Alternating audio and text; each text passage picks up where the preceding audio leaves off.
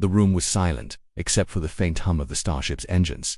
Light from the distant nebula outside spilled across the cabin, casting elongated shadows on the walls.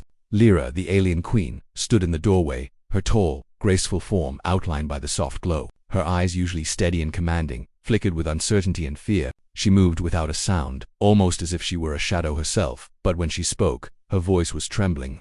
"I need your help," she said. Ethan, a young human pilot, sat upright in his bunk, his pulse spiking. He had been trained for combat, for diplomacy, for every conceivable scenario when interacting with alien species, but nothing had prepared him for this moment. The queen of a distant civilization, the most feared ruler in her galaxy, was standing in his room at night, and she looked vulnerable. "Lyra," he said cautiously, unsure how to address her. "What are you doing here? Why at night?" She stepped inside, closing the door gently behind her. Her alien features were soft under the dim light, high cheekbones, silver-tinted hair that cascaded like liquid metal, and eyes that reflected the colors of the nebula. Despite her regal presence, there was something human in her fear, something Ethan couldn't ignore. "I can't stay," she whispered, her voice barely audible. "They want me to make a choice I cannot accept. I need to leave, and I can't do it alone." Ethan frowned, confused. "Leave, Lyra, you're the queen. You have ships, guards, an entire fleet. You don't need me to help you escape." Her gaze dropped to the floor. "Not this time. Not from them. From within my own court. I cannot trust anyone there. Only you." Ethan's mind raced. He had heard rumors of the political strife in her world, alliances breaking, conspiracies brewing, but nothing like this. The queen herself, seeking refuge with a human. That it was unheard of. Yet, looking at her now, standing there with no weapons, no guards, it was clear she wasn't exaggerating. "Okay," he said finally, his voice steady despite the adrenaline pumping through him. "Then we run. But first, tell me what's going on."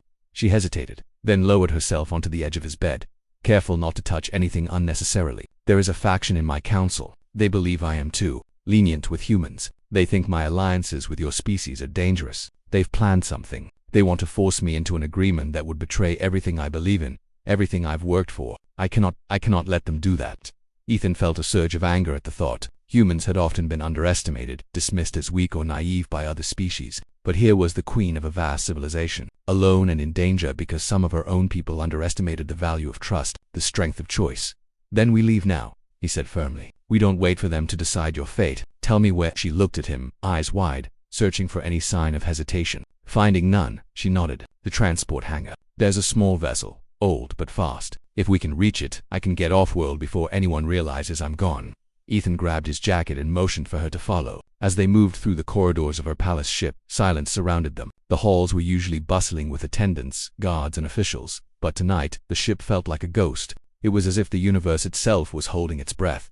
They reached the hangar where the vessel sat like a sleeping predator. Ethan keyed the access panel, bypassing the usual security protocols with the skills that made him one of the best pilots in the sector. Lyra watched him work, her hands clenched in nervous anticipation. "Do you often do this? Break into royal hangars?" she asked, her voice tinged with disbelief. Ethan chuckled softly. "Not usually for alien queens at midnight, but tonight, yes." As they climbed aboard the ship, a subtle vibration ran through the floor, the engines coming alive. Ethan's hands moved over the controls, and the craft lifted off with barely a sound. Outside the palace ship's lights faded, replaced by the endless expanse of stars. Lyra sank into the co-pilot seat, staring at the stars with a mixture of awe and fear. "You humans, you make things look so simple," she said. "Even in the middle of danger, you seem unshakable." Ethan glanced at her, a small smile forming. "We've had to be. It's survival, Lyra. Adapt, act, and trust in each other. Sometimes, that's all we have." The craft shot through the dark, weaving between debris fields and patrol drones. Ethan's hands moved with precision, guided by instinct and experience. He was aware of Lyra beside him, tense but determined, and he knew that the moment he let fear take over, both of them would be trapped. Finally, they approached a remote asteroid belt. Ethan guided the craft into a narrow canyon, the jagged rocks closing in on either side. Patrol drones swarmed around them, scanning for intruders, but Ethan's maneuvers were too quick, too precise. One by one, the drones were left behind, confused by the humans' ingenuity. Lyra exhaled, her tension visibly easing. "You're incredible," she whispered. Ethan shrugged. "You're safe now. For a little while." They landed on a small, hidden outpost on one of the asteroids, far from the political machinations of her people. Lyra stepped out, her feet touching the rocky ground, and she looked around. It was barren, cold, and silent, but it was freedom. For the first time in months, perhaps years, she felt the weight of control and expectation lift from her shoulders. "Thank you," she said quietly, turning to Ethan, "for trusting me, and letting me trust you." Ethan met her gaze, feeling a strange mix of respect and something else he couldn't quite name. You don't have to thank me. No one should ever be forced to betray who they are. I just acted. They spent hours talking, the night stretching endlessly around them. Lyra shared stories of her childhood, of battles she had fought to protect her people, of alliances she had forged and broken. Ethan listened, fascinated by her perspective, understanding more about the universe through her eyes than he ever could through charts and simulations. As dawn approached, painting the asteroid in shades of orange and purple, Lyra turned to him with a serious expression. Ethan, if they come for me again, I will need to fight. I cannot run forever. Will you help me then? He considered her question, the weight of it settling in. It wasn't just about running now. It was about standing up against an entire faction, about proving that one human could make a difference where billions of others had failed.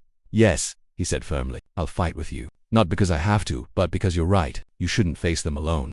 Lyra's eyes softened, and for a moment, the Queen and the human were just two beings in a vast universe, bound by trust and courage. It was a fragile bond, but it was strong enough to change everything.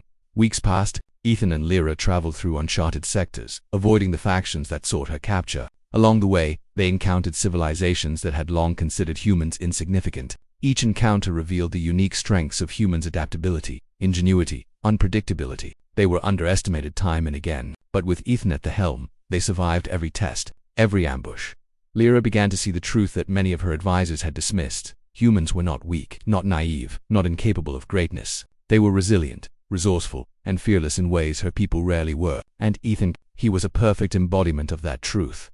One evening, as they rested on a quiet moon, Lyra turned to him. You've changed everything for me, Ethan. I was taught to rely on strategy, on power, on fleets, but you showed me that one person can shift the tide of fate.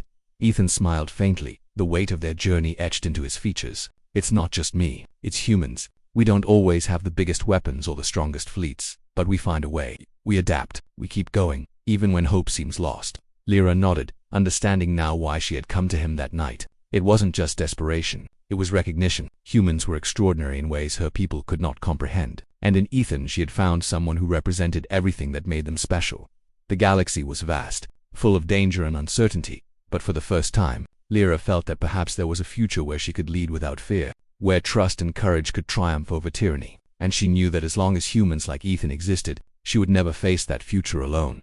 That night, as stars swirled above them and the cold light of distant suns illuminated the barren moon, Lyra allowed herself a small smile. The alien queen, feared and revered across galaxies, had run away but not out of cowardice. She had run toward hope, toward trust, and toward a human who had shown her that even in the darkest corners of the universe, courage and loyalty could shine brighter than the most powerful fleets.